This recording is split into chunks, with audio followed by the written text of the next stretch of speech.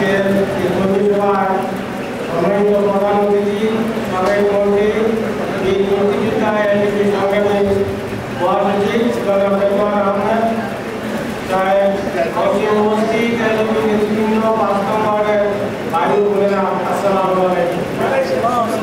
প্রিয় ভাইরা, আপনারা জানেন জনাব দেওয়ান আহমেদ জামিনা বিভিন্ন অঞ্চলে স্কুল কলেজ অনেক প্রতিষ্ঠা করেছেন।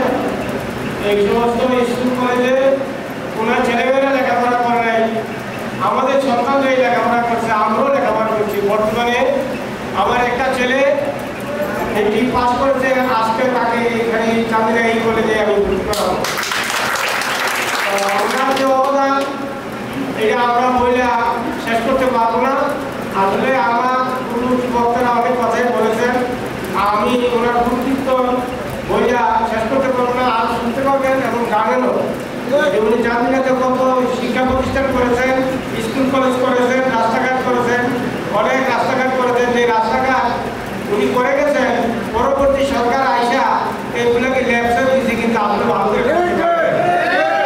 এখন এগুলার যদি আমরা করতে কষ্ট হয়। আগামীতে ইনশাল্লাহ উনি যদি ক্ষমতায় আসেন, চাঁদিনা রাস্তাঘাট উন্নয়ন হবে আমাদের।